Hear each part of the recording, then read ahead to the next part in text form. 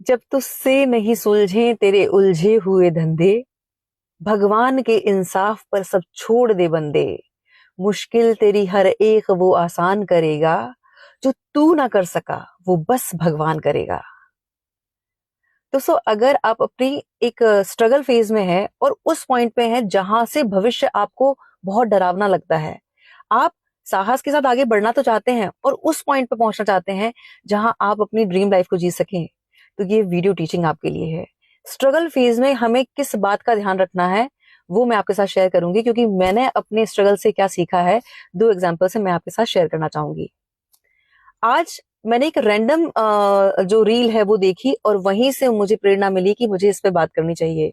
वो ये है कि एक हरियाणवी अभी भजन चल रहा है जो बहुत पॉपुलर हुआ है और उस पर बहुत सारी रील्स बन रही हैं। उसका जो हिंदी ट्रांसलेशन है वो ये है कि एक भक्त भोले बाबा से कंप्लेंट कर रहा है कि तुमने जब मेरी किस्मत लिखी थी तो उसमें क्या तुम्हारी कलम टूट गई थी और तुमने मेरी हाथ में तरक्की की लकीर ही नहीं डाली है, और फिर पता नहीं क्या क्या मेरे साथ धोखा हो गया, मुझे लोग छोड़ के चले गए और इस तरह से है।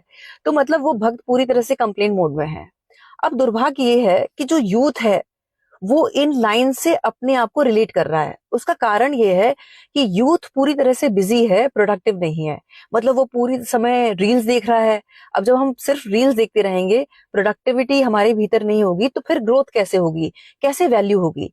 तो अब वो क्या होता है कि इस तरह के भजन से वो रिलेट करता है और फिर उसी तरह के स्टेटस लगाता है और कहीं दिल में एक सेटिस्फेक्शन उसको खुद को दे लेता है कि मेरे तो नसीब में ही ये नहीं था, ये तो भगवान की गलती थी, मेरी कुछ नहीं है।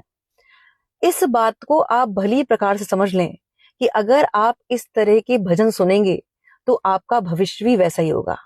अब मैंने अपने स्ट्रगल से क्या सीखा है वो मैं आपके साथ शेयर करना चाहूंगी। 2010 में मैंने दिल्ली फैमिली कोर्ट में प्रैक्टिस स्टार्ट कर दी थी और बहुत जल्दी मुझे समझ में आ गया था कि ये फील्ड मेरे लिए नहीं है, क्योंकि मैं बहुत फन लविंग पर्सन हूँ।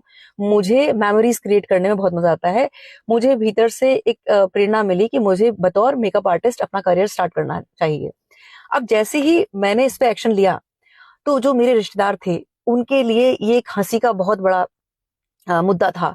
अब वो लोग मेरा मजाक उड़ाने लगे कि अब वकील साहिबा मेकअप करेंगी। अच्छा, गलती उनकी ये नहीं, ये गलती इसलिए उनकी नहीं थी क्योंकि वो अपनी जगह ठीक थे। क्योंकि मैं एक ऐसे फैमिली बैकग्राउंड से आती हूँ जहां मेरी माँ आज तक ब्यूटी सैलून नहीं गई है। हालांकि वो बहुत खूबसूरत है, उन्हें जरूरत भी नहीं है जाने की, लेकिन वो कभी नहीं गई। उसके बाद हमारे घर में ड्रेसिंग टेबल पे सिर्फ एक कोम और मेकअप के नाम पर एक पॉन्ड्स का डिब्बा, टेल्कम पाउडर का डिब्बा था जो पूरे परिवार के लिए था। मेकअप के नाम में सिर्फ मुझे इतना पता था।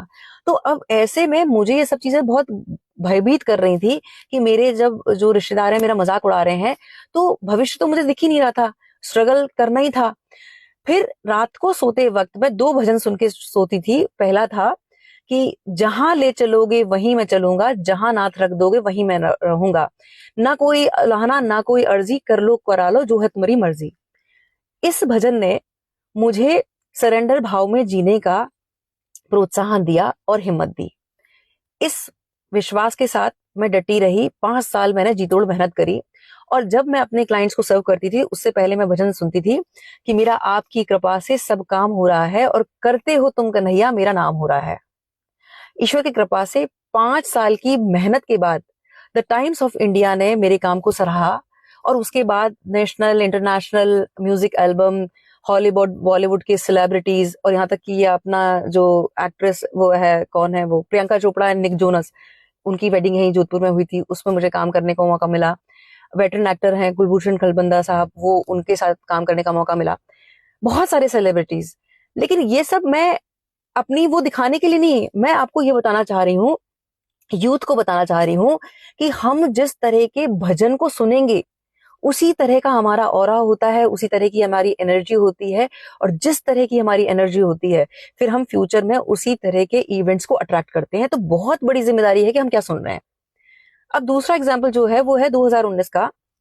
आप ये देखना कि आपकी लाइफ में कई बार ऐसे लोग आपको मिलेंगे जो आपका विरोध इसलिए नहीं कर रहे हैं कि आपने उनका कुछ बिगाड़ा है। आपका विरोध इसलिए होगा क्योंकि आप रेट रेस में चलना नहीं चुन रहे हैं। आप अपनी एक अलग लीग से हटकर चलना चाहते हैं और आपको अपने विजन पे विश्वास है।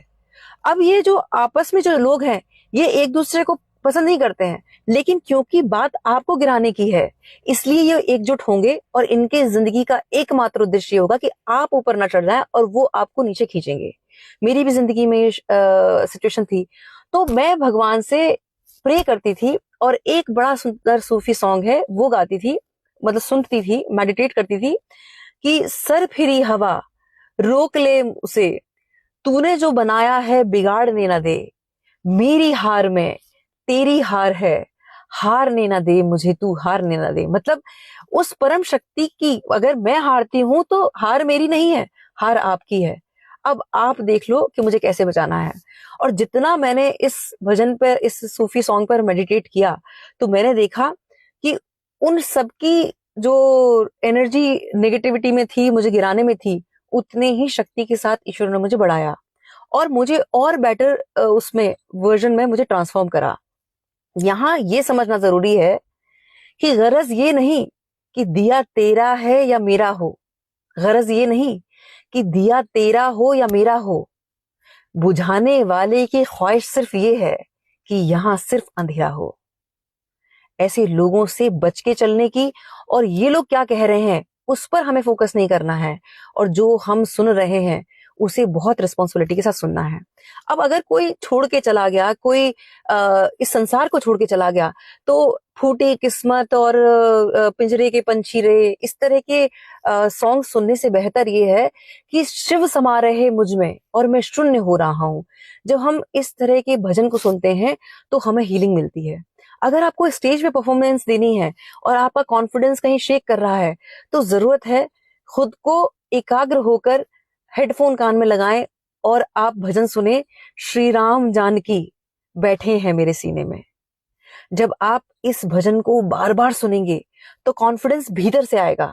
आपको आउटर रियलिटी को कहीं भी दबाने के लिए आपको कॉन्फिडेंस बाहर से लाने की जरूरत नहीं होगी, वो आपके भीतर से आएगा, क्योंकि आप उसे अफर्म कर रहे हैं कि श्री राम जानकी बैठे हैं मेरे सीने में। और जब श्री राम जानकी आपके साथ हैं तो आपको कौन डरा सकता है। तो सार इस वीडियो का ये है कि हमें हमारी जिंदगी को बहुत जिम्मेदारी के साथ जीना है, और अगर आप भजन भी सुन रहे हैं तो जिम्मेदारी से उसका चयन करें, क्योंकि आपका भजन आपका भविष्य तय कर रहा है। बहुत बहुत आभार, नमस्कार, जय श्री राम।